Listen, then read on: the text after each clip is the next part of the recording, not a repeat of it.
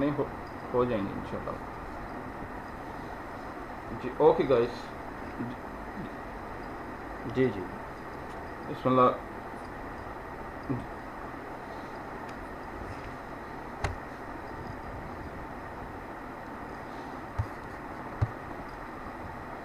जी जी उसको बना लेते हैं इंशाल्लाह। ओके बिस्मिल्लाह रहमान रहीम। नहीं इंशाल्लाह हो जाएगा। Last time we started to talk about post modernism and रफली इसको ज़रा जल्दी जल्दी से देखते हैं what we have learn, then we would be completing talking what we are going to learn today.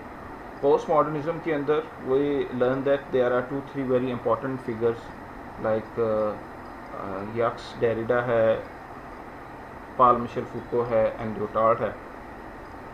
And there are different variations. Postmodernism started to influence international relations during the 1980s. And earlier it was existing as philosophical mode of analysis, understanding in other branches of knowledge such as film, literature, architecture, music, art, etc. So it's as I told you, it started to influence international relations in 1980s. So there are different variations within this school of thought, but the book that we people are going to learn is discussing the philosophy of just 3 peoples. So we would be focusing more on these guys. So these guys, they are having just one commonality. Although they are talking about different things, so बहुत सारी चीज़ों की बात करते हैं, लेकिन they are having one commonality इनमें कि पोस्ट मॉडर्निस्ट के जितने भी स्टैंड्स हैं, they have a distress on any account of human life in which it is claimed that an access to truth has been achieved.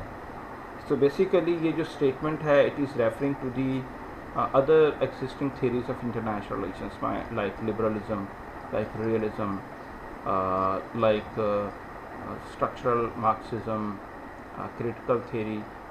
So ये जो theory है, जैसे critical theory भी कहती थी it is possible to have the emancipation of all, and critical theory used to believe के we are having our universal dimension, we are having our universal applicability, and we believe that के emancipation of the whole world is possible. So were the claims being made by Karl Marx. Karl Marx भी यही कहता था कि the haves and the have not की अगर this dichotomy को ख़त्म करें, and the haves not, they are coming up with their revolution, bloody revolution, and they are going to create a classless, stateless.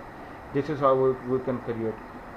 So was the case with liberalism and realism. वो ये सारे narrative. So ये जितने भी जो existing theories of international relations हैं, वो ये बिलीव करते हैं कि we got our universal solution to end the miseries of the world. ये सारी जो थेरीज थी. और ये जो पोस्ट मॉडर्निज्म है ना, this post modernism is going to negate everything. वो हर चीज़ को निगेट करें, हर चीज़ को कहता है. ना तो लिबरलिज्म का पॉइंट ऑफ व्यू एक्सेप्टेबल है इनके लिए, ना रियलिज्म का, ना मार्क्स का, ना ही क्रिटिकल थ्योरी का. और वो ये कहता है ट्रुथ कोई चीज़ नहीं है, जैसा कि हमने लास्ट क्लास में बड़ी डिटेल में डिस्कस किया था. और उसके बाद फिर हमने कहा था कि post modernism is not having a direct subject matter, direct content, mostly related to the international relations according to its nature. ऐसा कोई सब्जेक्ट मैटर नहीं है इसका. रीज़न बीइंग कि पोस्ट मॉडर्निज्म जो है, it is going to negate the every basic idea of international relations. If they अब international relations के अंदर जो अगर सॉवरेनिटी की बात करें, स्टेट की बात करें, वर्ल्ड ऑर्डर की बात करें, पावर की बात करें, जो पार्टिकुलर एस्पेक्ट ऑफ पावर है, particular aspect of world order है, ये जो पोस्ट मॉडर्निस्ट हैं, they reject everything with a single click of pen. और इस वजह से most of the people they usually come up के whether post modernism is IR in nature और नॉट. ये आईआर है भी है कि नहीं है, ये कि समथिंग. और फिर हमने लास्ट क्लास में भी देखा था कि ये जो पोस्ट मॉडर्निज्म है, ये इंटरचेंजेबली लोग यूज़ करते हैं. दे गेट कंफ्यूज के they use post modernism as a term alternatively, interchangeably use for post structuralism के, बल्कि दोनों टर्म्स को एक दूसरे के साथ यूज़ करते हैं इंटरचेंजेबली. लेकिन मैंने आपको बताया था कि post modernism is all about the analysis of the enlightenment modernity. और सिर्फ उसी का एनालिसिस नहीं है, बल्कि ये जो इनका जो असल जो बेंड ऑफ माइंड है, जो इनका असल बेंड ऑफ माइंड है, वो क्या करते हैं, दे पोज अ क्वेश्चन. वो क्वेश्चन पोज करते हैं. किसको पोज करते हैं क्वेश्चन? कि what are the consequences of the project of enlightenment. क्या इसकी कॉन्सिक्वेंसेस क्या हैं। और जो स्ट्रक्चरलिज्म, पोस्ट स्ट्रक्चरलिज्म जो मैंने बताया था, मैंने आपको पहले कहा था कि ये एक हमने ऑलरेडी स्ट्रक्चरलिज्म पढ़ा जो कि वो जो इन्फ्लुएंस था from Karl Marx philosophy of second part of his life. लेकिन ये जो पोस्ट स्ट्रक्चरलिज्म है, it is something related to the art and literature, language, the usage of language. So post structuralism is all about the analysis of the role and function of dysfunction of language. तो ये चीज़ें हमने जल्दी से last class में पढ़ी थी। फिर मैंने आपको बताया था कि जो पोस्ट मॉडर्निज्म है ये it is partially being influenced by the political radicalism, movement of political radicalism of 1960s and 70s. And this movement was revolving around two themes. One theme was all about the how to change the social structure, and social structure they wanted to come up with the idea that it is not possible to be changed easily. There is only one way to do it, that is the revolutionary means, and the bloodshed should come. And the other thing was that they wanted to change the value system. ये जो value system है, ये जो आप believe करते हैं कि one value, one morality, one ethics, one principle is having universal applicability, the principle which is stemming out of the domain, out of the knowledge domain of European world could easily be applicable to the whole world. ये इसको ये कहते हैं value system change करें in fundamental ways. So basically this new movement जो थी, it was willing to bring some fundamental changes in society. तो ये पोस्ट मॉडर्निज्म है, ये इससे भी पार्शली इन्फ्लुएंस हुआ. उसके बाद हमने बहुत सारी चीज़ें लास्ट क्लास में डिस्कस करने की कोशिश की थी, लेकिन उनमें ज़्यादातर जैसा कि हमने याक्स डेरिडा का पढ़ा. ये जो याक्स डेरिडा था उसका जो जितने भी फ़िलासफ़ी है पोस्ट मॉडर्निज्म में बेसिकली रिवॉल्व करती है around the deconstruction of binary opposition. Binary opposition की डीकंस्ट्रक्शन के ऊपर है.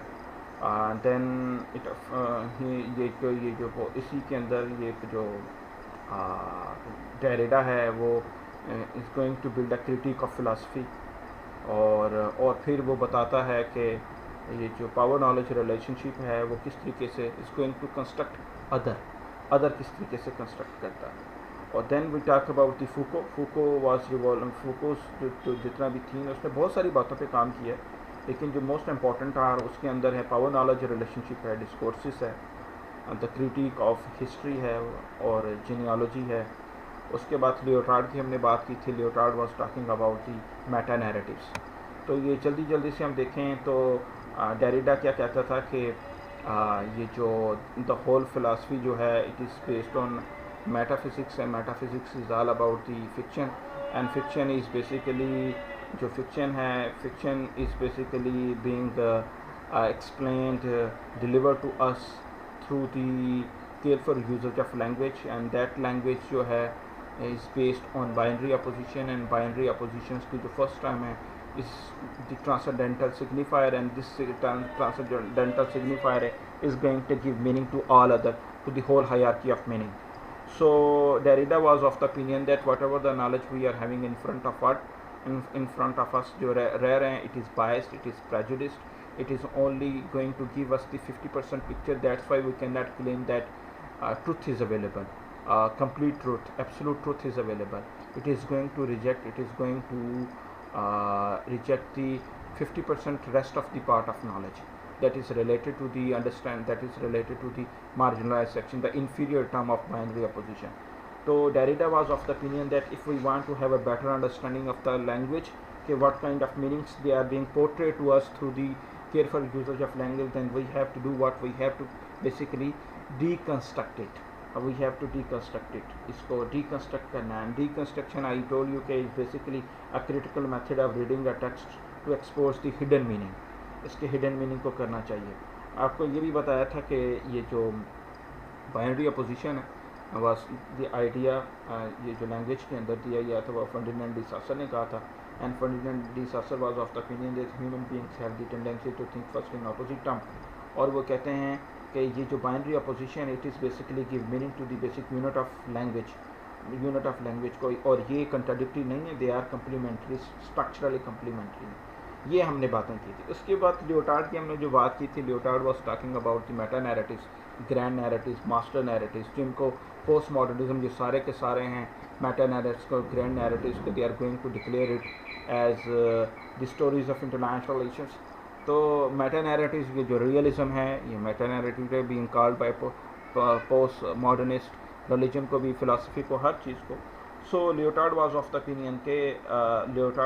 ओपिनियन के instead of having a grand narrative that one idea, one principle, one assumption, one law, जो one understanding जो इनकी है is applicable to the whole verse is not workable. Lyotard was of the opinion that these grand narratives ये cultural specific है, value specific है, moral और ethic, particular moral ethic value system को ये represent करते हैं। उसके बाद so Lyotard was of the opinion that instead of focusing on the grand narrative, what we have to have, that we must have some modest, some localized, some local context specific narratives हमें चाहिए। So जो Lyotard बात कर रहा है, Lyotard is coming up with the idea कि ये जो multiplicity of theoretical standpoints हैं, यानी कि ज़्यादा से ज़्यादा theoretical understandings होनी चाहिए, theoretical world views होने चाहिए जो हमें अंडरस्टैंड करें और इस चीज़ को हमें देखना चाहिए। और ये जो मैं आप लोगों से बात कर रहा था, ये बेसिकली किस चीज़ को बता रहा है, वो ये कह रहा है कि ये जो कोई भी जो जनरल थ्योरी है, जैसा कि रियलिस्ट की थ्योरी है, इंटरनेशनल रिलेशंस की थ्योरी है, लियोटार्ड ये कह रहा है कि जो क्लेम करती है कि we got a better understanding of the world, ये और वो ये है, वो ऐसी कोई नहीं है। We can not come up with the general we cannot come up with an outline of a general theory which is going to claim that they got the basic understanding of the world and we got that why world is suffering, why world is going on in conflict and chaos. So this is a theory that we people are coming up, and if we are going to apply this theory, this is how we can convert the whole world into a peaceful world. तो ये जो बात जो Leotard कहता है नहीं, ऐसा नहीं होना चाहिए, मॉडेस्ट होना चाहिए, लोकलाइज होना चाहिए। तो उसके लिए तो ये जो बात कर रहा है कि they are going to reject every grand narrative of international relations, they are basically coming up with, तो ये अगर इसका हम वो क्रॉस सेक्शन करें तो क्या नज़र आ रहा है हमें इसके अंदर? हमें इसके अंदर दो तीन चीज़ें नज़र आ रही हैं। एक चीज़ क्या है कि they are sceptic of everything, they believe on uncertainty के ऊपर ये बिलीव करते हैं, और ये कहते हैं कि ह्यूमन एक्सपीरियंसेस को देखना चाहिए, और ये जो ह्यूमन एक्सपीरियंसेस जो हैं ये कल्चरल स्पेसिफिक है। तो ये जो कल्चरल स्पेसिफिक हैं, इन चीज़ों को अगर हम देखेंगे और कोई भी जो ह्यूमन एक्शन है अगर हम उसको अंडरस्टैंड करें इनटू द पार्टिकुलर कॉन्टेक्स्ट जिसके अंदर वो चीज़ हुई है, तो only then we can come up with solution. ऐसा नहीं है कि एक जो थ्योरेटिकल अंडरस्टैंडिंग जो बिल्ड हुई है एक ख़ास वर्ल्ड के अंदर and you believe that it is applicable universally, वो यूनिवर्सली नहीं हो सकती, बल्कि अगर कोई फिनोमिना किसी सोसाइटी के अंदर हो रहा है तो we have to go and dig into that context, और उस कॉन्टेक्स्ट को समझ के then we have to come up with idea कि how we are willing to resolve that conflict. तो ये लियोटार्ड की जो सारी जितनी भी फिलासफिकल अंडरस्टैंडिंग है within the umbrella of postmodernism is all about replacing the meta narratives with the localized and modest narratives। इस चीज़ की वो बात कर रहा है, और उसके अंदर the person is coming up with the idea कि multiplicity of world views is something the only solution to the miseries of the whole world। तो उसके बाद फिर हमने लास्ट क्लास में जो जल्दी से बातें की थी, उसके अंदर एक क्रिटिक ऑफ फिलासफी के ऊपर डेरिडा का था। डेरिडा क्या कह रहा था क्रिटिक ऑफ फिलासफी कि ये फिक्शन है सारा के सारा, and fiction is based on what you can the hierarchy of whole में the hierarchy of meaning and transcendental signifier है। और जो फिलासफी है ये इसके अंदर फिलासफी, अगर रिलीजन की फिलासफी लें, कोई भी फिलासफी लें, वो बेसिकली बाइनरी अपोजिशन के ऊपर बेस्ड है, ट्रांसेंडेंटल सिग्निफायर के ऊपर है। और ये जो आप बिलीव करते हैं कि this philosophy is going to make sense of the whole world is not workable, ये वर्केबल नहीं है। तो बेसिकली वो ये कहते हैं कि वो इस चीज़ से ये they are of the opinion कि ये जो फिलासफी है इसको डिकन्स्ट्रक्ट करो और पढ़ो।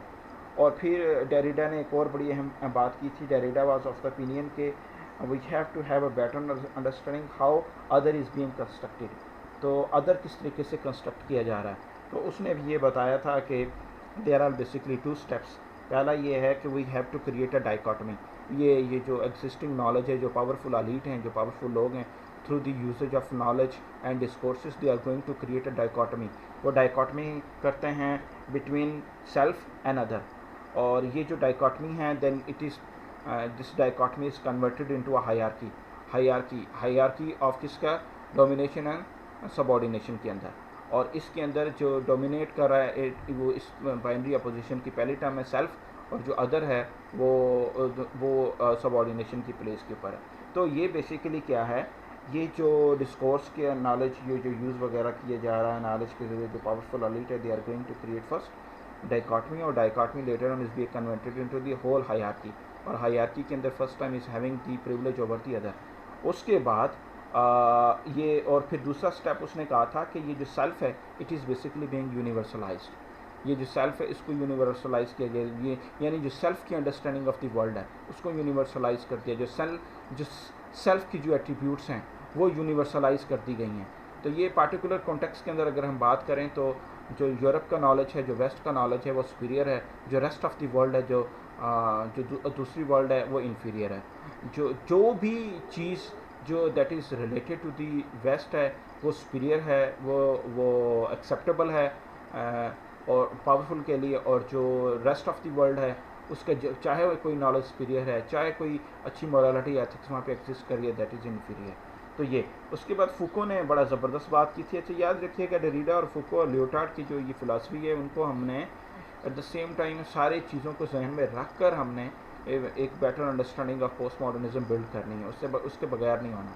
ये इंटर रिलेटेड भी हैं। डेरिडा ने भी पावर नॉलेज रिलेशनशिप को लेकर गया लेकिन एक ख़ास पर्सपेक्टिव के साथ, और फूको जो लेके गया, फूको जो फिलासफी के ऊपर क्रिटिक करता है, कंस्ट्रक्शन ऑफ अदर की बात करता है, तो वो भी बेसिकली डेरिडा के पॉइंट ऑफ व्यू से इस्तेफादा कर रहा है। तो पावर नॉलेज रिलेशनशिप के अंदर क्या है कि फूको का ये मानना है, फूको ये कहता है कि ये जो नॉलेज है it is not innocent, knowledge innocent नहीं है, और नॉलेज कोई बेसिकली इनका ये मानना है कि नॉलेज ये पावर से इम्यून नहीं है, पावर से इम्यून नहीं है, इसके अंदर पावर है, और हम जो कुछ भी दुनिया में जानते हैं, जो कुछ भी हमारी अंडरस्टैंडिंग है वो बेसिकली बेस्ड ऑन पावर है, और ये वो पावर जो which is basically being exerted in our lifes. तो पावर स्टेबल नहीं है और अटर्नल नहीं है, ये जो नॉलेज स्टेबल नहीं है और अटर्नल नहीं है, it refers to the probabilities rather than certainties. ये जो एग्जिस्टिंग नॉलेज है ये सर्टेनिटीज़ को नहीं बल्कि प्रोबेबिलिटीज़ को देखता है।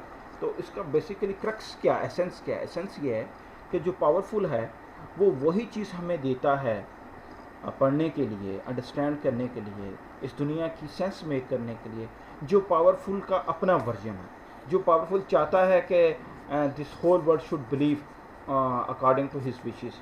तो वो पावरफुल ने नॉलेज को इस तरीके से कंस्ट्रक्ट किया है, इस तरीके से बनाया है कि जो वो ये it is just going to reflect the interest and ideas of the powerful elite of the society.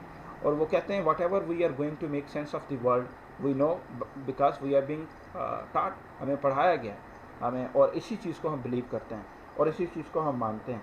तो इसके ऊपर एक पोस्ट मॉडर्निज्म की बड़ी ज़बरदस्त रिलेटिविटी से एक बड़ा आइडिया है कि, और ग्रैंड नैरेटिव के साथ अगर हम इसको अटैच करके अंडरस्टैंड करने की कोशिश करें तो वो ये क्या है कि नॉलेज जो है वो इनका वो it is not going to make a complete understanding of the whole world, it is biased, it is the half truth है ये। और जो भी हमें नॉलेज दिया गया है, चाहे वो रिलीजन का नॉलेज दिया गया, चाहे वो फ़िलासफ़ी का नॉलेज दिया गया, चाहे वो हमें हिस्ट्री का नॉलेज दिया गया है, या किसी भी दूसरे डिसिप्लिन का नॉलेज दिया गया है, वो सारे का सारा जो नॉलेज है it is just the interpretation किसकी? जो पावरफुल की है, जो पावरफुल चाहता है, और वो उसने जो आइडिया दिया, and then we are going to learn it, we are going to interpret it, we are going to understand it. So we are not actually going to have a direct access to truth. What we are going to have, we are just going to have the what you call it, ये जो understanding narration है, इस चीज़ को हम understand कर रहे हैं और इसकी इंटरप्रिटेशन है ये सारी की सारी, और कुछ नहीं है। तो ये जो चीज़ें थी उसके बाद फूको ने एक और बड़ी अहम बात की थी, वो जो भी कहता है कि instead of focusing on the historical trends को ऊपर फोकस करने के बजाय what we have to have a better understanding of the singularity of events. History basically एक पैटर्न शो करती है, एक ट्रेंड को शो करती है, और हिस्ट्री ने एक पैटर्न को और ट्रेंड को रिकॉर्ड किया है, और इसने इस पैटर्न और ट्रेंड के अंदर बहुत सारे मीनिंगफुल जो इवेंट्स थे, जो बहुत इंपॉर्टेंट थे, उसको इसने रिजेक्ट कर दिया। इस वजह से history is again biased, history is not complete, history is not going to tell us everything about the world, history is not going to tell us history is not going to tell us the whole truth. तो ये basically it is compose of discontinuities, it is composed of ruptures. So if we want to get a better understanding of history, and if we are willing to get the whole truth from history, what we have to employ the knowledge of genealogy, and this genealogy would be helping us to do what? This genealogy will be helping us to fill the ruptures, to what you call it, to remove the discontinuities in the knowledge of history, and this is how we would be having a better understanding of the history as knowledge. और उसके बाद फूको का यहाँ तक, ये जो फूको की जब हम बात कर रहे थे, फूको ने ये कहा था कि अगर कोई बंदा बीमार है, मैड जिसको आप डिक्लेयर करते हैं सोसाइटी में, तो बेसिकली ये क्या कर रहे हैं हम, लिटरेचर के अंदर ना एक एपिफनी की टर्मिनोलॉजी बड़ी ज़बरदस्त यूज़ होती है, स्ट्रीम ऑफ कॉन्शियसनेस की यूज़ होती है लिटरेचर के अंदर। ये जो चीज़ें हैं एपिफनी की, स्ट्रीम ऑफ कॉन्शियसनेस की, ये वो एट्रीब्यूट्स हैं जो इंसान की जो अंडरस्टैंडिंग है, something very impossible what is going on in his mind, उसके जो दिमाग में जो चीज़ें हो रही हैं वो नॉर्मल वर्ड के लिए एक्सेप्टेबल नहीं है। तो ये जो वो ये कहता है, ये जो नॉलेज जो बनाया है वो, ये जो लिटरेचर इन चीज़ों को भी अंडरस्टैंड करने की हमें देता है। तो तो फूको ने कहा कि ये जो हम लोगों को मैड डिक्लेयर कर देते हैं, ये पागल है, क्योंकि वो हमें एक्सेप्टेबल नहीं होते, क्योंकि वो हमसे डिफरेंट होते हैं, इसलिए वो हमारे एक्सेप्टेबल नहीं है। नॉर्मल एग्जिस्टिंग जो सिचुएशन है उससे वो बिहेव नहीं करते, अनयूजुअल बिहेव करते हैं। तो उन्होंने कहा था कि जो फूको है वो भी ये कहता है, ये जो लैंग्वेज के अंदर जो वर्ड मैड है, ये भी बाउंड्री कंस्ट्रक्ट कर रहा है, और इन लोगों को, बल्कि जिन लोगों को हम मैड डिक्लेयर करते हैं, they are wise enough more than the many people, बहुत सारे लोगों से वो वाइज हैं। इसी वजह से फूको भी, क्योंकि शिज़ोफ्रेनिक था, तो इसलिए वो शिज़ोफ्रेनिक जो इस तरह की जो लैंग्वेज के अंदर कंस्ट्रक्शंस हुई हैं, जो मैड की, एक्सेप्टेबल और अनएक्सेप्टेबल की, उसको भी फूको ये कहता है कि इस चीज़ को अंडरस्टैंड करो। और कैसे होगा? वो क्रिटिक के ज़रिए होगा, वो डिकन्स्ट्रक्शन के थ्रू होगा। तो ये जो सारी चीज़ें थी जो हमने लास्ट क्लास में पढ़ी, इसमें इंटरप्रिटेशन की बात हमने की, इसमें जेनियोलॉजी की बात की, इसमें एक बड़ी अहम बात थी जो फूको का था, डिस्कोर्सेस जो थे वो ये डिस्कोर्स के बारे में सिर्फ इतना कि it is not about something the narration of some event going on, it is not, or the story, ये story नहीं है, basically these are the practices. So discourses are the practices and practices are the discourse, और इसके ऊपर मैंने आपको बताया था। और ये जो डिस्कोर्स कैसे बनता है? डिस्कोर्स बनता है through the power knowledge relationship. So power knowledge relationship is going to create discourse, and discourse is going to create practices, and practices, they are later turned into discourses. So what I am going to establish is कि जो power is all aware, we cannot escape this power knowledge relationship. Power is everywhere, power is everything is the product of power. और ये जो powerful है उसने जो देना चाहा और हम वैसा बने, और हमारी वैसी अंडरस्टैंडिंग, वैसी इंटरप्रिटेशन, हमारी वैसी अंडरस्टैंडिंग ऑफ दी वर्ल्ड है। अगर जल्दी से इसके अजम्पशंस को अगर हम देख पाएँ, अजम्पशंस के अंदर भी बेसिकली क्या है कि आपने ह्यूमन नेचर के बारे में लिबरल पर्सपेक्टिव भी देखा, रियलिस्ट भी देखा, कार्ल मार्क्स का साइंटिफिक मार्क्सिज्म भी देखा, फिर आपने क्रिटिकल थ्योरी का भी देखा। बिल्कुल ह्यूमन नेचर से मिलता जुलता थोड़ा सा इनका कॉन्सेप्ट ही है ये क्रिटिकल थ्योरी से, कि human subject is open and malleable, easily malleable क्या ईजिली चेंजेबल है। ऐसे it is basically the product of practices, ये प्रैक्टिसेस की प्रोडक्ट है। और प्रैक्टिसेस कौन सी? दो ही प्रैक्टिसेस हैं, एक सबऑर्डिनेशन है, एक रेजिस्टेंस है। जो सबऑर्डिनेट करवाना चाहते हैं और जो उसको रेजिस्ट करते हैं। तो ह्यूमन जो नेचर है, ह्यूमन जो करैक्टर है, जो ह्यूमन सब्जेक्टिविटी है, वो ओपन है। तो वो product of the practices of subordination and resistance है। तो ये बिल्कुल मिलता जुलता है क्रिटिकल थ्योरी से और मिलता जुलता है स्ट्रक्चरलिज्म से। उसके लेकिन जो इम्पॉर्टेंट चीज़ है, जो डिफरेंट है, जो अभी तक हमने डिस्कस नहीं की, वो क्या है कि इनका कि ये जो इडियोलॉजीज़ हैं, ये जो बिलीफ सिस्टम हैं, ये जो ह्यूमन एथिक्स हैं, मोरालिटी हैं, ये बेसिकली वेरी करती हैं from culture to culture, from context to context. बड़ी इंपॉर्टेंट बात है। इसी वजह से ये बड़ा अहम डिस्कशन होता है कि वेस्ट जो है वो हमेशा अपनी what they got their understanding of ethics and morality, they try to measure every other morality and ethic according to their own parameters. और postmodernists they are skeptic of this understanding, वो इस understanding के skeptic हैं। they don't believe on this, बल्कि they are coming up with the idea कि ये जो ethics morality का जो concept है they vary from culture to culture, from social context to other social context.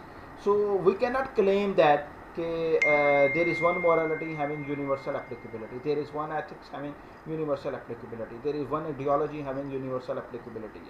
ऐसा नहीं है, पोस्ट मॉडर्निस्ट उसको ऐसा नहीं है। तो basically and if we are willing to have a better understanding of the consequences of any behavior of any action, अगर हमने किसी भी एक्शन को मेजर करना है, उसके consequences को मेजर करना है, then we have to have what we have to have first the values of the particular context in which that phenomena has happened.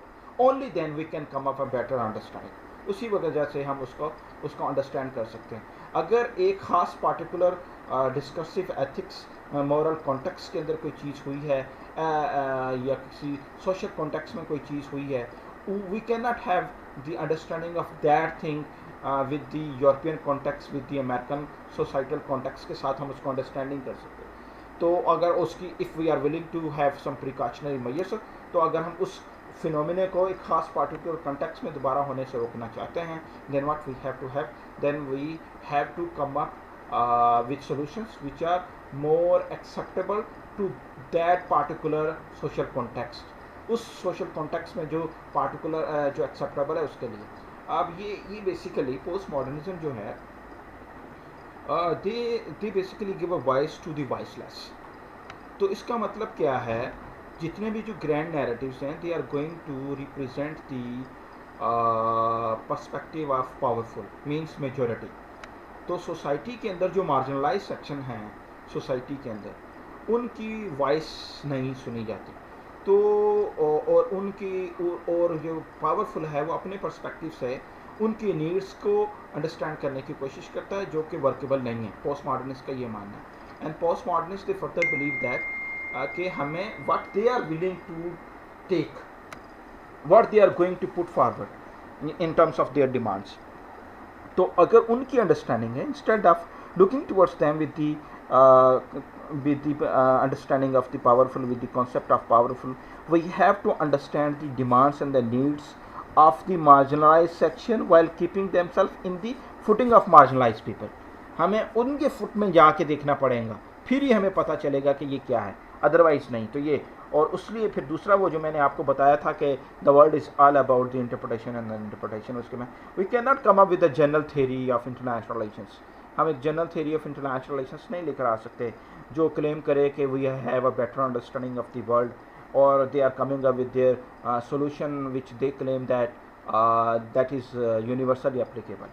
तो क्या है इसको आंसर किस तरीके से करते हैं post modernist? They usually come up with the idea कि instead of coming up with the grand master और the stories of international relations, we have to have some context specific narratives, we have to come up with the multiplicity of world views, we have to come up with the what you call the localized narratives होना चाहिए। एक general theory of international relations नहीं होनी चाहिए। अच्छा, ये मैं इस बात पे अगर पता नहीं क्या आपकी अंडरस्टैंडिंग बिल्ड हुई है इसके ऊपर, तो इससे क्या मुराद है, कोई बता पाएगा कि आप क्या, या कोई इसको रिकैप करें जो मैंने कहा, क्या अंडरस्टैंडिंग आई है कि जो बिलीफ सिस्टम है वो वेरी करते हैं और general theory of international relations नहीं है। कोई पॉइंट ऑफ व्यू, कोई सेकंड ओपिनियन, कोई चीज़ एक्सप्लेन, कोई चीज़ इसको कोई बताना चाहे।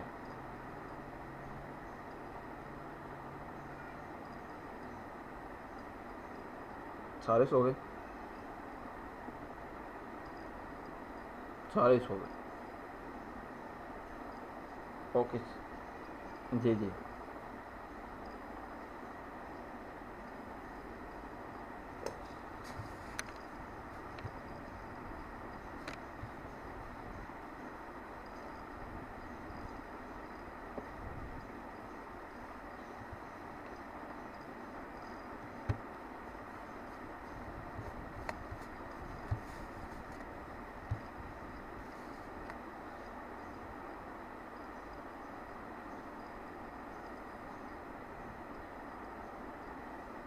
Hmm.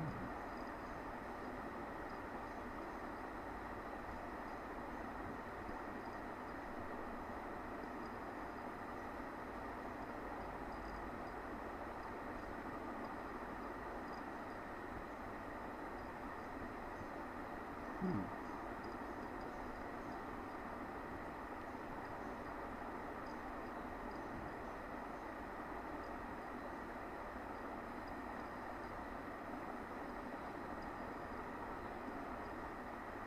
Hmm. गुड है, गुड है। जी, ठीक है, ओके। जी, जी, जी, नाइमा बताइए।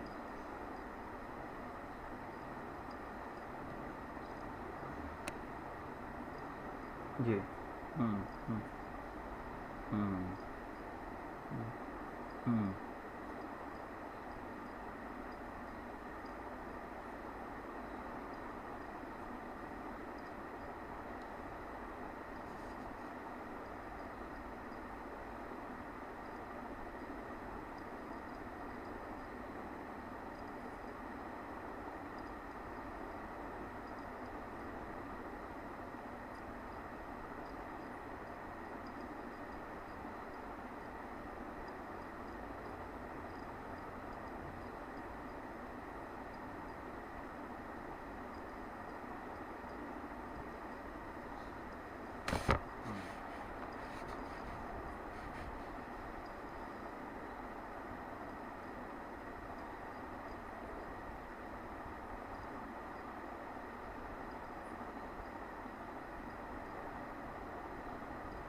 हुँ,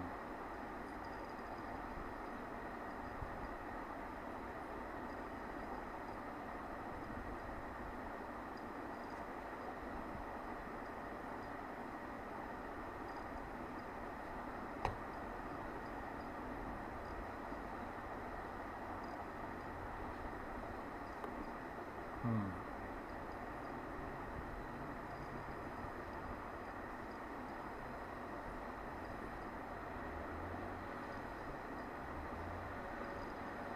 हुँ, हुँ,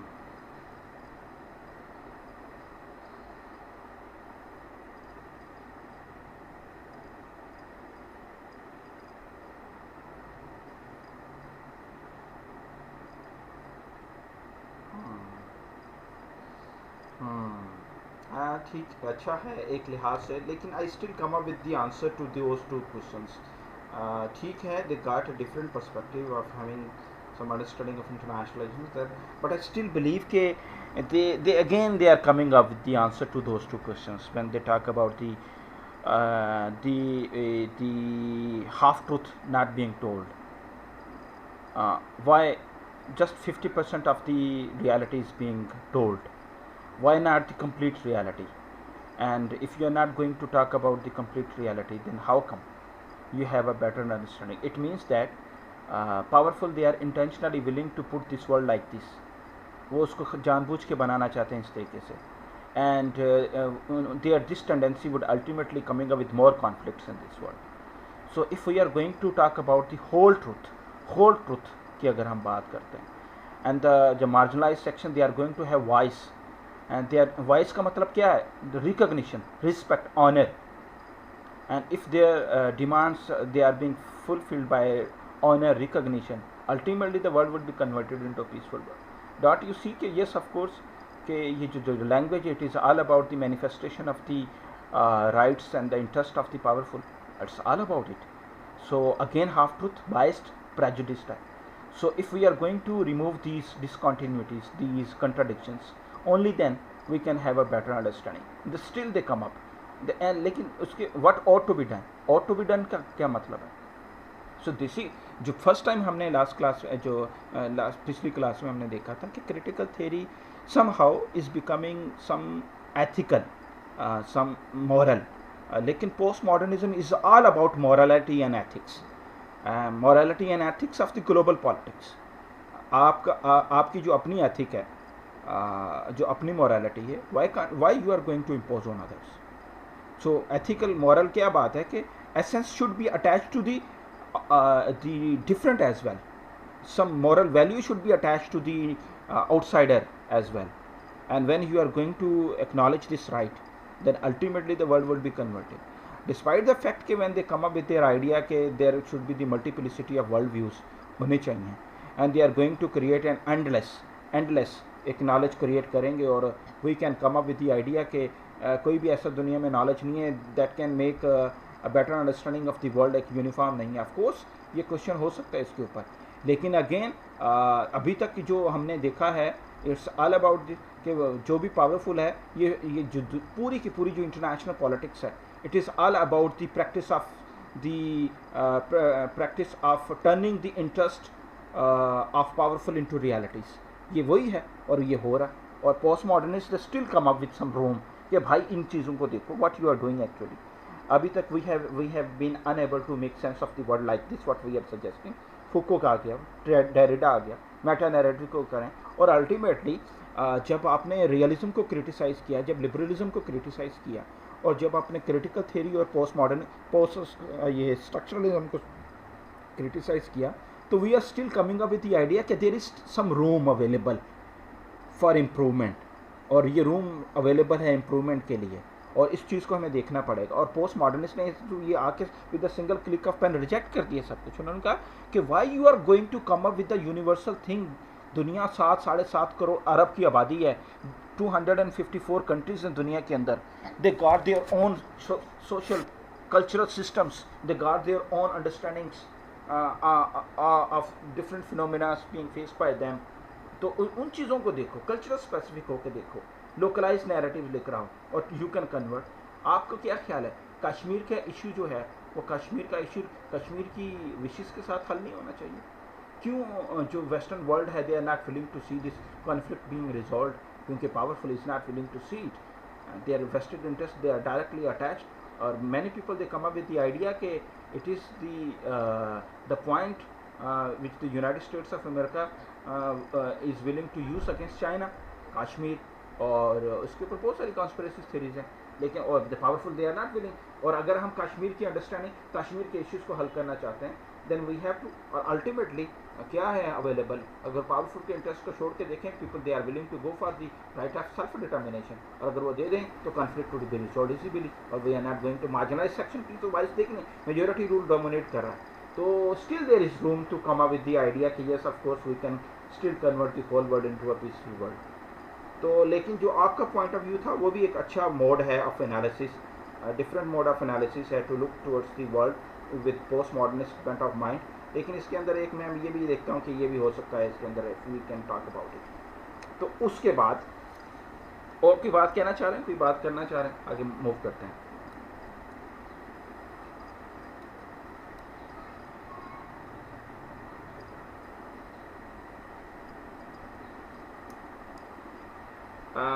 बेसिकली वो ये कहते हैं कि ये जो स्टेट है ना, ये जो जितनी भी जो वर्ल्ड पॉलिटिक्स है, ये स्टेट सेंट्रिक है.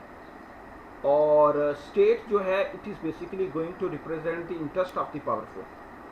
और ये जो आप बात करते हैं इसकी स्टेट के अंदर, स्टेट जिस तरह ब्रिटेन की एक मिसाल आपको देते हैं, ब्रिटेन के अंदर वेल्श हैं, स्कॉटिश हैं, दूसरे बहुत सारे डाइवर्सिटी है, लेकिन उसको पॉलिटिकली यूनिफाई करके एक खास नैरेटिव बिल्ड किया जाता है कि ब्रिटेन इज़ वन. लेकिन it is a very diverse society, बहुत डाइवर्स सोसाइटी है.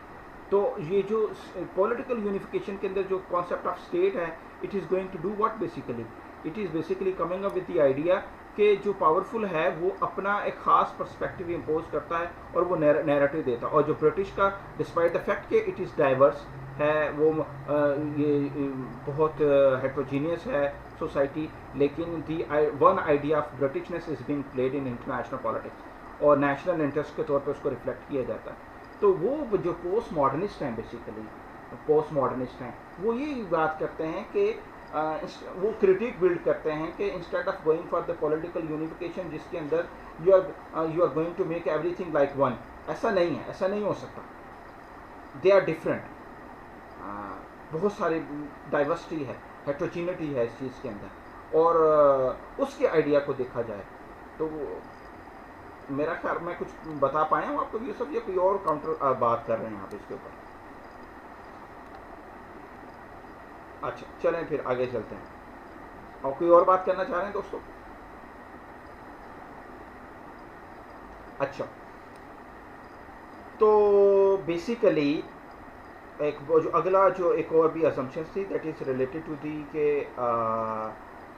जो जो ये जो मीनिंग्स हैं, मीनिंग्स वो जो लैंग्वेज का जो यूज़ है, जो मीनिंग वो कंस्ट्रक्ट कर रही है language, it is the product of discourse. और discourse is based on the relationship of power knowledge. और ये जो पावर है ये it is going to create discourse. तो मीनिंग जो हैं किसी भी टेक्स्ट के वो पावरफुल की इंटरप्रिटेशन है। तो मीनिंग्स जो मीनिंग है is always the product of discourse, and discourse is basically किस चीज़ के ऊपर है, and discourse is based on power.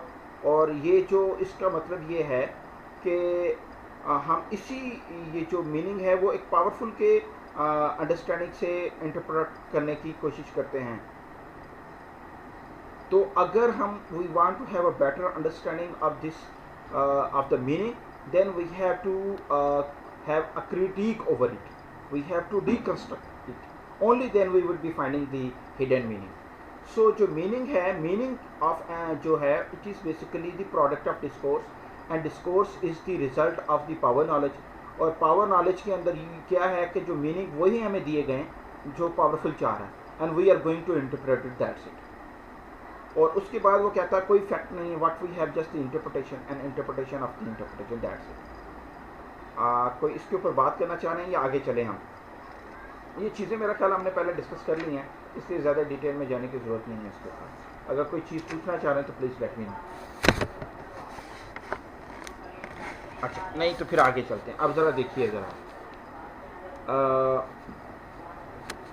बातें इनके थीम्स के ऊपर गाइस। थीम के अंदर एक जो पहला, जैसा कि हम अमूमन रखते हैं, स्टेट का जो कॉन्सेप्ट है। ये जो पोस्ट मॉडर्निस्ट हैं they are critic of state. वो स्टेट का क्रिटिक है बिकॉज ये जो स्टेट है ये सेंट्रिक है, स्टेट ही सब कुछ कर रही है। So post modernist they believe that they reject the basically the state centricism।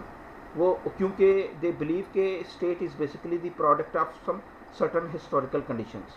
ये critical theory भी कहती थी, ये आपका कार्ल मार्क्स भी कहता था कि state is basically the product of certain historical conditions। वो basically जो basic idea है इनका कि वो कहते हैं whatever the theory of international relation is existing, that theory is going to take state as an entity as pre-given, something existing from the time immemorial। ये time immemorial से है वो, ये नहीं वो इस चीज़ के ऊपर वो ये कहते नहीं, ऐसा नहीं है। बल्कि हमें क्या करना चाहिए, when we are going to have the analysis of the role of state in any polity, in any politics, in any phenomena, जब हम उसको अंडरस्टैंड करना चाहते हैं, then we have to see that what kind of consequences that we can derive from it, we can have understanding from it, the role of state से है और ये क्यों हुआ है। तो बेसिकली जो पोस्ट मॉडर्निस्ट हैं they reject the state centric because they believe that state is the product of certain social conditions। और इससे पहले दुनिया के अंदर जो थी ये एक प्री गिवन एंटिटी नहीं है। रियलिज्म जो है वो स्टेट को प्री गिवन एंटिटी लेता है, जो लिबरलिज्म है वो स्टेट को प्री गिवन एंटिटी लेता है। मार्क्स ने भी स्टेट को प्री गिवन एंटिटी ले लिया। तो वो ये कहते नहीं, ऐसा नहीं है, बल्कि देखो कि what kind of consequences state is going to come up when state is going to behave in the resolution of any conflict. तो किस किस्म के जो कॉन्सिक्वेंसेस वी कैन ड्राइव, उसके ऊपर वो कहता है। इसके लिए we have to have what, we have to have the understanding के why the whole world is basically being divided into the different political organization called state, और फिर how the centrality of state is basically being established। और ये दो questions हैं when the postmodernists they are going to have the analysis of the role of state in any phenomena, in any conflict, in any situation। तो वो पहले वो कहते हैं पहले ये देखो कि how this whole world is basically being divided into the different political organizations called state, और फिर how the centrality of the state, जिसको more specifically centrality of state को हम कहते हैं sovereignty, how the centrality of the state is basically being established, ये कैसे की गई है। तो वो कहते हैं इस चीज़ को देखने के लिए वो ये कहते हैं कि इसको देखो इस तरीके से कि state is not a pre given, basically state एक प्री गिवन एंटिटी नहीं है, it is continuously being made, इसको मुसलसल बनाया जा रहा है। और किस तरीके से मुसलसल बनाया जा रहा है, थ्रू दी परफॉर्मेटिव एनेक्टमेंट्स, परफॉर्मेटिव एनेक्टमेंट्स की, यानी कि स्टेट परफॉर्म करती है, डिलीवर करती है, इंटरनली भी करती है, एक्सटर्नली भी करती है। तो state is basically being made, state को बनाया गया है, and it is basically a dynamic process and it is basically a continuous process, ये कंटिन्यूअस प्रोसेस है। और जब स्टेट जो बनाया जाए, इट इज ये प्री गिवन नहीं है, ये बनाया जा रहा है, it is being made, made for what, to protect the identity. और जब टू प्रोटेक्ट द आइडेंटिटी का मतलब क्या है, when we see कि state is basically being made to protect the identity, तो ultimately boundary create कर रहे हैं हम between our and others, between self and other के अंदर, हमारे और उनके अंदर, अपना और उनके अंदर, we are going to, तो state basically बनाई गई है to protect the identity, identity of what का, nationalism। internally किस तरीके से है, state बनाई गई है थ्रू द प्रैक्टिसेस, बनाई गई है थ्रू द डिस्कोर्स, बनाई गई है थ्रू द पावर नॉलेज। और उसके अंदर स्टेट क्या करती है, स्टेट पुलिस करती है, स्टेट पेट्रोल करती है। किसको पेट्रोल करती है, टू द डिमार्केटेड बॉर्डर्स।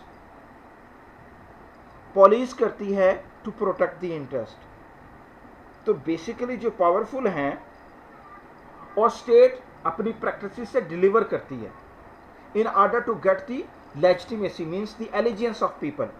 तो state is being made through the internal performative enactments, state is being made through the external performative enactments। internal के अंदर मैंने आपको बताया through the policing, through the patrolling of the borders। और ये जो policing है और ये जो patrolling है और ये जो performative enactments हैं, जो delivery है, ये basically legitimacy देती है to the interest of the powerful। और फिर वो कहते हैं कि स्टेट एक्सटर्नली परफॉर्मेटिव एनेक्टमेंट्स हैं, वो किस तरीके से करते, ये जो इंटरनली की मेरी बात समझ आई है, ये जो पॉलिसिंग है, ये जो पेट्रोलिंग है और ये जो डिलीवरी है, it is all about the governance, state governance है। ये जो इंटरनल परफॉर्मेटिव एनेक्टमेंट है, it is all about the governance, ये गवर्नेंस करती है। और एक्सटर्नली भी स्टेट गवर्न करती है, किस तरीके से, थ्रू डिप्लोमेसी, किस तरीके से, थ्रू फॉरेन पॉलिसी, और मेकिंग दी स्टेट, ये जो इस तरीके, और ये इंटरनली भी स्टेट मेक हुई है और एक्सटर्नली भी स्टेट मेक हुई है। तो इस तरीके से state is continuously being made, ये प्री गिवन नहीं है। बच्चों मैं इसके ऊपर आपका कोई वो लेना चाहता हूँ, ताकि मैं इसको फर्द, मैं जो बताना चाह रहा था बताया, इस पर कोई क्वेश्चन करना चाह रहे हैं तो प्लीज़ बताएं, ताकि ज़्यादा बेहतर अंदर सामने बात कर सकें इसके ऊपर। ओके ओके, कोई और बंदा, अच्छा। तो मतलब है कि state is being made through the performative enactments, internally it is all about the governance उसमें, और externally it is all about the diplomacy and foreign policy. और ये जो दोनों चीज़ें हैं, ये बाउंड्रीज क्रिएट कर रही हैं between the insider and outsider. Patrolling border क्या है, protecting insiders against what, the external, the hostile other, the outsider। और फॉरेन पॉलिसी क्या है, it is all about the manifestation of the national interest. Diplomacy क्या है, how to protect and achieve the national interest. तो state internally भी being made है, externally being made है, pre given ना लें इसको। अच्छा इसको, अच्छा दूसरी बात ये है, और फिर ये जो, और इंटरनली में आपने आपको देखा कि वो बेसिकली क्या कर रहे हैं। तो ये जो इंटरनली गवर्नेंस है नज़र आ रही है, एक्सटर्नली फॉरेन पॉलिसी डिप्लोमेसी नज़र आ रही है, लेकिन कहते हैं इसकी एक थर्ड डायमेंशन भी है जिसके जरिए state is being made, that is all about the discourse, knowledge, indoctrination, propaganda, and these things are being done through what? Through the speeches of the powerful elite. Powerful elite की speeches हैं जो इन चीज़ों को legitimise कर रहे हैं. और people they help in the making of state. They help the powerful to make the state because state is going to do what? State is acting like a welfare state. State is acting like a security state. What does it mean? Social security और दूसरी security आपकी, एक social security भी state दे रही है welfare state के ज़रिए, और मटेरियल सिक्योरिटी भी दे रही है, और सिक्योरिटी टू योर लाइफ भी दे रही है, और आपको होस्टाइल अदर से बचा रही है, एग्रेसिव एक्सटर्नल आउटसाइडर से बचा रही है आपको. तो इसलिए state is being made through the continuous practices of discourse. तो बेसिकली अब वो अब मिसाल देता है आपको कि ये जो नेशन स्टेट का जो कॉन्सेप्ट है, ये जो स्टेट है ये बनाई गई है, और ये जो नेशन है वो भी, ये भी जो नेशन है it is basically being constructed through narratives. क्या है? जर्मन नैरेटिव था, मसोलिनी का नैरेटिव था, इटालियन का, पाकिस्तानी नैरेटिव था, the two nation theory. Through the narrative, through the myths, through the symbols. और इन मिथ्स से, इन सिंबल से, इन नैरेटिव से पीपल, ये सारे एब्स्ट्रैक्ट आइडियाज हैं, but when people they confront these myths through discourses, through symbols and narratives, then people they start believing, yes, of course, we are like, we are same, we are sharing same culture, color, caste, creed, language, bonds, we got same history, we got our same religion, we got our same historical past, and we are going to have our same future. तो people the start. तो basically जो nation state है it is basically being made. मैंने आपको जैसे अभी वो जो मेरा ख्याल है कौन बात कर रहा था, यूसुफ बात कर रहा था कि what is meant by political unification. ये पॉलिटिकल यूनिफिकेशन क्या है? वो ये है कि ये जो कि डिस्पाइट द फैक्ट कि state is heterogeneous, state heterogeneous है और स्टेट कॉम्प्लेक्स है, स्टेट इज हैविंग डाइवर्सिटी. आपको पता है Pakistan is a federal state. We are going to acknowledge, yes of course, we got people of different culture, colour, caste, creed, language. We our society is heterogeneous society. लेकिन remember one thing, जो Britain है it is called a unity state. Unity state का मतलब क्या है? People of same culture, colour, caste, creed, language and religion. लेकिन वहाँ पे स्कॉटिश हैं, वहाँ पे वेल्श हैं, और वहाँ पे अल्स्टर के जो पीपल हैं ethnically they are different from each other. और तो जो स्टेट जिसको वी रेफर के they are homogeneous, it still having what you call के डाइवर्सिटी. उसके अंदर डाइवर्सिटी है और उसके अंदर कम्प्लेक्सिटी है. लेकिन क्या होता है? Through this myths, through this narrative, through this symbols, through the internal performative enactments, through the external performative enactments, what we people are doing basically, what Britishers they are doing, they are coming up with the idea of Britishness, and this idea is basically being played through the foreign policy. This idea is basically being played through the foreign policy and diplomacy, and through the delivery, governance. और ये हो रहा है. और इस तरीके से, और ये जो आपके जो पोस्ट मॉडर्निस्ट हैं they are critic of this political unification. वो इस पॉलिटिकल यूनिफिकेशन के क्रिटिक हैं, और वो ये कहते हैं कि ऐसा नहीं है और ये गलत है बात. तो लेकिन वो ये कहता है कि चलो माना state is diverse, state is complex, माना हमने कि ये है, लेकिन ये इतनी कोहेसिव एंटिटी कैसे ली गई? कोहेसिव एंटिटी कैसे ली गई? तो जैसे मैंने जो आपको बताया कि it is all about the internal governance, it is all about the external governance.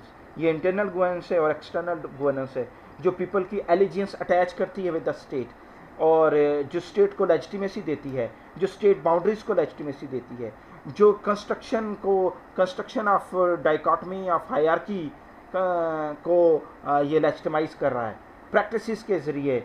और इस तरीके से और ये जो पोस्ट मॉडर्निस्ट हैं वो ये कहते हैं इस वजह से state being made, and it is continuously being made, continuously being made, again and again being made. It is a dynamic process. It is an ongoing process. It is not going to stop. It is not ये रुकेगा नहीं कहीं पे, ये continuously transformation के flux में है। तो ये किस तरीके से हो रहा है सारे का सारा, ये तो बेसिकली अगर मैं 2-3-4 बातों में इसको सम अप करूं तो जो पोस्ट मॉडर्निस्ट हैं they are the critic of the state centrism. और क्योंकि जितनी भी आईआर की थेरीज हैं they take state as pre given something existing from the time immemorial, और लेकिन वो इस चीज़ का एनालिसिस नहीं, वो उसकी ऑब्जेक्टिविटी के ऊपर जाते हैं कि स्टेट ने ये कर रहा है। वो कहते हैं भाई ये नहीं है, इसको ये देखो कि ये प्री गिवन को छोड़कर इस नोशन को डिस्टॉर्ट करके ये देखो कि स्टेट का किस किस्म के कॉन्सिक्वेंसेस हैं और स्टेट जो अपने परफॉर्मेंस से क्या कर रही है, क्या consequences we are going to drive from the role of state in any particular situation phenomena. तो वो कहते हैं इस चीज़ को पहले देखो कि role of state as a centrality of entity, centrality of actor किस तरीके से एस्टेब्लिश हुआ। तो वो कहते हैं कि ये जब हम इसको प्री गिवन के कॉन्सेप्ट को छोड़कर जब हम अडॉप्ट करेंगे कि स्टेट इज़ बीइंग मेड, तो उसके अंदर we are going to have the idea कि स्टेट मेड कैसी की जा रही है, through the practices it is being made, through the discourses it is being made, through the performative enactments it is being made, through the creation of dichotomy it is being made. तो वो ये है। और जो power क्या है इनके लिए, इनका जो पावर का जो कॉन्सेप्ट है जो पोस्ट मॉडर्निस्ट के लिए, वो ये कहता है कि ये जो पावर है, पावर ये स्टेट को रिक्वायर्ड है in order to construct the discourse of threat. तो स्टेट की जो लेजिटिमेसी है वो it is attach with the discourse. And discourse क्या है, discourse is based on the construction of dichotomy and between the self and other, और ये जो discourse है this discourse is basically being termed as the discourse of threat। तो power is जो है वो everywhere है, we are the product of power relations and it can never be overcome। ये overcome नहीं कर सकती जब तक we are not going to change our mode of analysis, until unless we are not going to have develop our critique of this whole thing and we are not going to find the hidden meaning in it। So basically ये जो power है for postmodernist is all about the power knowledge and discourse। तो इसके अलावा इनके power का concept और कोई नहीं है। कोई बात समझ आई है ये क्या है? इसके अंदर एक और बड़ी इंपॉर्टेंट बात है जो बेसिकली सिंथिया वेबर ने की थी, writing the state. Writing the state या सिमुलेटिंग द स्टेट, क्या simulating the state, simulating the sovereignty. Writing the Cynthia weber ये कहती है कि हम जो बेसिकली वो जो आपने पढ़ा, मैंने आपको भी लास्ट क्लास में बताया था कि world is like a book and we are reading and understand this world, we are reading the text of the world। हम इस तो क्या हम कर रहे हैं, तो हम बेसिकली वो जो मीनिंग जो दिए गए हैं बुक के अंदर, हम उन मीनिंग को अंडरस्टैंड करके इस वर्ल्ड की अंडरस्टैंडिंग करने की कोशिश कर रहे हैं। तो जो सिंथिया वेबर थी वो भी ये कहती है कि जो मीनिंग जो है, meaning it is basically attached in context through the act of writing. और ये जो एक्ट ऑफ राइटिंग है इसके अंदर केयरफुल यूजेज ऑफ वर्ड्स हैं, ट्रांसेंडेंटल सिग्निफायर्स हैं, सिंबल्स हैं, मेटाफर्स हैं, इमेजेस हैं, और इन सारी चीज़ों को we try to read, interpret and understand. तो इसका मतलब ये है, राइटिंग दी स्टेट का मतलब क्या है कि ये जो पावरफुल है उसने डिस्कोर्स के ज़रिए, discourse of symbols, words, signifiers, metaphors, fiction और टेक्स्ट के ज़रिए स्टेट को राइट किया, स्टेट को बनाया। और स्टेट को राइट करने का मतलब ये है कि giving an essence to state, मतलब कि इसकी एग्जिस्टेंस को शो करना है कि ये इस तरीके से वर्केबल है, ये और ये कंक्रीट है, ये एग्जिस्टिंग है, इसकी प्रेजेंस है, और some essence is attach, moral essence is attach with the state. और ये सारी चीज़ें किस तरीके से हैं, ये they are attach with the text and text through text with the careful uses of language, meanings they are being inscribed, meanings inscribe किए गए हैं through symbols, through metaphors। बच्चों मेरी बात समझ, ये दो चीज़ें हैं, ये थोड़ा सा एब्स्ट्रैक्ट आइडिया लगते हैं, पता नहीं क्या अंडरस्टैंडिंग हुई है, अगर कोई बता पाए मुझे। मैंने ये जो दो चीज़ें बताने की कोशिश की है कि how state is being made and कैसे मेड की है। सिंथिया वेबर ने उसको बताया कि राइटिंग दी स्टेट है, ये सिमुलेटिंग दी सोवरेनिटी है। और फिर मैंने आपको बताया सोवरेनिटी से क्या मुराद है, centrality of the state, state is all in all. तो ये क्या मैं बता पाया हूँ, अगर मैं सही तरह बता पाया हूँ कि नहीं बताइए, क्या कोई समझ आई है या कोई सेकंड ओपिनियन है इसके ऊपर?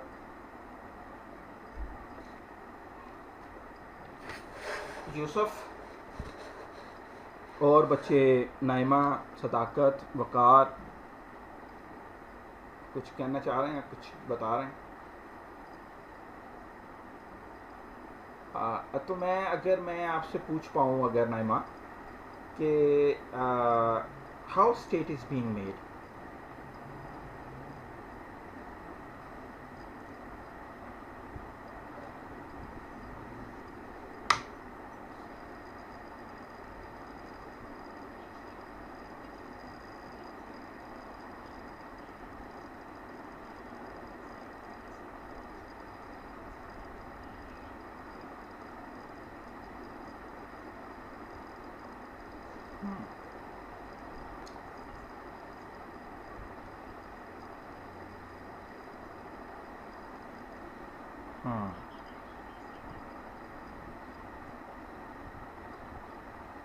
अच्छा, चलो समहाउ इसके और ठीक है, ओके। ये नाइमा, असल में तो कुछ डिस्टॉर्शन भी थी, सही तरीके से समझ नहीं पाए, लेकिन चलो फिर बाद में बात करेंगे इसके ऊपर। जी, और कौन कोई पॉइंट आ रहा है? जी,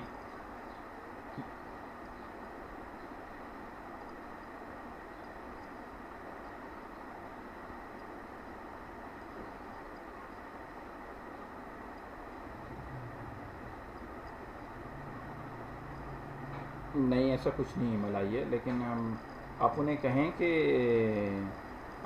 ये ईमेल नहीं आई ये टीचर्स को कि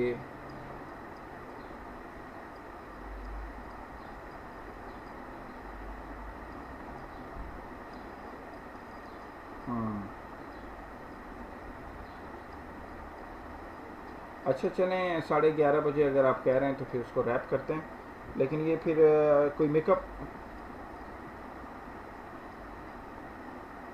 अच्छा चलो ठीक है। अच्छा, एक और बड़ा इंपॉर्टेंट कॉन्सेप्ट है, इसको ज़रा जल्दी जल्दी से देख लेते हैं, बाकी आप लोग इसको खुद ही देख लीजिएगा। वो क्या है? मेकिंग ऑफ द स्टेट जो है, मेकिंग ऑफ द स्टेट वो is based on the construction of hostile other. याद रखिएगा, ये अगला जो कॉन्सेप्ट है ना सिक्योरिटी एंड आइडेंटिटी का, उसके अंदर के स्टेट जो है, state is attach with the construction of hostile other, construction of hostile other के साथ है। A discourse of threat, danger is central to the making of state. मेरी बात समझ आ रही है कि making of the state necessitate the construction of hostile other. Hostile other को कंस्ट्रक्ट करेंगे तो स्टेट मेक होगी, अदरवाइज स्टेट मेक नहीं होगी। तो basically making of the state is basically based on the discourse of threat and danger. और United States of America की जो सिक्योरिटी की मैं बात करते हैं, कि ये कहा जाता है United States of America is always US always needs a security issue to talk about. United States of America always needs an enemy to work against. उसको एक एनिमी चाहिए और इसको एक सिक्योरिटी इशू चाहिए। और यूनाइटेड स्टेट्स ऑफ अमेरिका की सारी जो पॉलिसी है, फॉरेन पॉलिसी है, उसकी वो बात कर रहा है। वो ये कहते हैं कि फ्राम सेकेंड वर्ल्ड वार से जो onward United States of America constructed the phenomena of red menace, communism, bent to dominate the whole world, और उसके ऊपर के ख़िलाफ़ काम करता है। उसके बाद after the end of second world war what happened, United States of America constructed the phenomena of fundamental Islam, और उसके खिलाफ 30 साल उसने काम किए। अब now United States of America is going to construct another enemy in the shape of China. और ये तो बेसिकली ये जो मेकिंग ऑफ स्टेट है, making of state is basically based on the discourse of threat. और यही जो चीज़ है, ये बेसिकली लेजिटिमाइज करती है, ये ना लेजिटिमाइज करती है for the armament, political violence, और ये और दूसरी बात ये है कि ये जो मेकिंग ऑफ स्टेट है it is basically based on, जैसा मैंने आपको बताया था, discourse of threat and aggression, और ये बेसिकली लेजिटिमाइज करता है आर्मामेंट को और पॉलिटिकल वायलेंस को in the name of the national interest, in the name of the national security. और दूसरी बात इसके एक और अदर एस्पेक्ट भी है कि it is basically going to externalise the internal dynamics of state. जो अगर state is going to face some internal issues, तो वो मेकिंग ऑफ स्टेट के अंदर in order to have the allegiance of people, जब state is going to face distress अपने among the message उसको देखते हैं, तो उसकी और उसका मतलब क्या है, the legitimacy of state is at risk, वो उसकी एट रिस्क हो जाती है, and people they start quitting their allegiance to state. तो in order to have the allegiance of people, state try to externalise the internal dynamics, उसको करता है। और इसके ऊपर डेविड कैम्पबेल ने बड़ा ज़बरदस्त काम किया है, और वो यूनाइटेड स्टेट्स ऑफ अमेरिका की फॉरेन पॉलिसी के ऊपर उसका एनालिसिस है कि use foreign policy is all about the discourse of danger, जो क्रिएट एनिमीज़ करती है एक्सटर्नली और एक्सटर्नलाइज करता है इंटरनल डेजिडेंट को। उसके बाद ये बड़ा इंपॉर्टेंट कॉन्सेप्ट है, इसको जल्दी जल्दी से कवर कर रहा हूँ मैं, ये स्टेट को लेजिटिमाइज करता है। लेकिन अभी तक जो हमने एक आइडिया हासिल किया वो ये है कि ये जो अदर है, वो पोस्ट मॉडर्निस्ट ने जितना भी अदर का जो कॉन्सेप्ट किया है, it is all about the hostile aggressive other है, जो नॉन एक्सेप्टेबल है। तो लेकिन लेनी हैंसन एक जो खातून है, इन्होंने इसके ऊपर बड़ा ज़बरदस्त काम किया है। उन्होंने कहा कि it is not necessary that other is always hostile, other is always danger, बल्कि दो के other is basically based on dichotomy between the self and other, ये बेस करता है। लेकिन पॉजिटिव अदरिंग भी है। पॉजिटिव अदरिंग कब होती है? वो that is only possible when within the binary opposition the inferior is going to accept the superiority of the first term of the powerful, and they intentionally they are willing to accept a new identity for their greater interest. तो ये positive अंदर यूरोपीय union की बात करते हैं कि extension of यूरोपीय union is all about the positive adhering. Positive adhering है, ये कब हुआ कि when the second term accepted its inferiority vis-a-vis the powerful, the first term transcendental signifier के ऊपर, लेकिन just in order to create a new identity, और ये म्यूचुअली हुआ, तो ये हॉस्टाइल अदर नहीं है।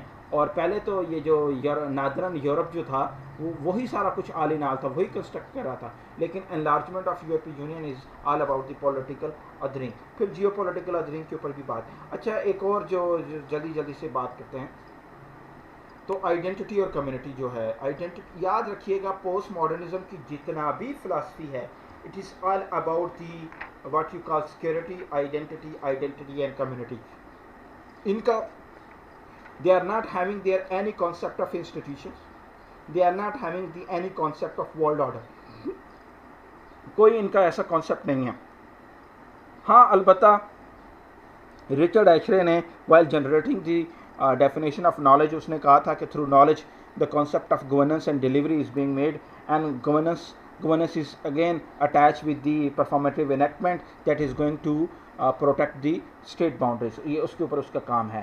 तो बेसिकली तो इन चीज़ों को, लेकिन जो आइडिया मैं आप लोगों से अब लास्टली डिस्कस करना चाह रहा हूँ, जल्दी जल्दी उसको रैप कर रहे हैं, वो ये है कि ये जो आइडेंटिटी है, पोस्ट मॉडर्निस्ट दे एक्सेप्ट के स्टेट इज़ बेसिकली एन वो एक्सेप्ट करते हैं कि state is going to give, state is having a moral essence in a way के state is the only expression of political community, political identity. State is not the, वो मानते हैं कि it is a significant, ये जो aspect है देता है, एक्सप्रेशन है पॉलिटिकल आइडेंटिटी, लेकिन it is not the only significant expression of identity and community. State है, इम्पॉर्टेंट है, लेकिन it is not the only. और तो उसके वो बात करते हैं विद इन स्टेट, जैसा कि मैंने आपको बताया था, ब्रिटेन की मैंने मिसाल देते हुए आपको बताया कि पॉलिटिकल यूनिफिकेशन के अंदर they are coming up with their idea कि स्टेट इज़ बेसिकली, ब्रिटेन जो है वो एक है, लेकिन स्कॉटिश और वेल्श के अंदर दे आर डिवाइडेड, और उनके अंदर बहुत सारे प्रॉब्लम हैं। तो जो सोशल मूवमेंट्स हैं, सोशल मूवमेंट्स तो वो भी इम्पॉर्टेंट हैं, वो भी आइडेंटिटी रखती हैं अपनी। और ये जो सोशल मूवमेंट्स हैं जो they are based on the basis of class, gender, etcetera etcetera, तो वो भी आइडेंटिटी हैं। State is not the only expression of identity and community, there are other expression based on the significance of social movements, based on the class structure, class, gender, culture, color, caste, creed। और उसके बाद environmentalist हैं। तो ये जो उसके बाद जैसे कि मैंने आपको बताया कि पोस्ट मॉडर्निस्ट जो हैं they are critic of state centricism. तो they basically support every idea which encourages people to think about world in different way। तो ये जो आल्दो कैपिटल ये जो ग्लोबलाइजेशन है, it is a phenomena attach with the theoretical based on the theoretical underpinnings of modernity and enlightenment and increased interconnectedness। लेकिन globalization has done what? Globalization has basically questioned the centrality of state। उसने centrality of state को question किया। इसी वजह से जो post modernist हैं they believe के globalisation in some aspect is also positive, क्योंकि it is going to give voice to the voiceless, और it is going to put question, it is going to question the centrality of state. और इसके लेकिन वो ये कहते हैं कि लेकिन ग्लोबलाइजेशन को अंडरस्टैंड करने के दो मीनिंग है। एक तो वो है कि जो लिबरल मॉडर्नाइजेशन थ्योरी के वाले लोग कहते हैं कि it is possible to make the whole world like us, ये हमारे तरह हो जाएंगे। वो कहते हैं नहीं, the phenomena of globalization should be understood by keeping in view the discursive context in which the claims they are being made. तो उस डिस्कर्सिव कॉन्टेक्स्ट को जहन में रखना है। तो ये जो पोस्ट मॉडर्निस्ट का डिस्कर्सिव कॉन्टेक्स्ट क्या है कि they basically talk about that the forces of globalization have basically undermined the centrality of state। उन्होंने centrality of state को undermine कर दिया है वगैरह वगैरह। तो इसलिए डिस्कर्सिव कॉन्टेक्स्ट को जहन में रखिए। नाइमा ने ये बात की थी मुझसे पहले कि सर वो इस तरीके से मैंने उन्हें कहा था डिस्कर्सिव एथिक्स को पढ़ो, तो सोशल मूवमेंट्स वगैरह। बाकी टाइम आप लोगों का हो रहा है, इट्स ऑल अबाउट टुडे। जो कुछ अभी हमने आप लोगों ने पढ़ा इसमें कोई अगर इशू वगैरह हो तो मुझे ज़रूर बताइएगा, नेक्स्ट क्लास में शुरू करेंगे। I thank you much for your patience. See you inshallah in my next immediate class.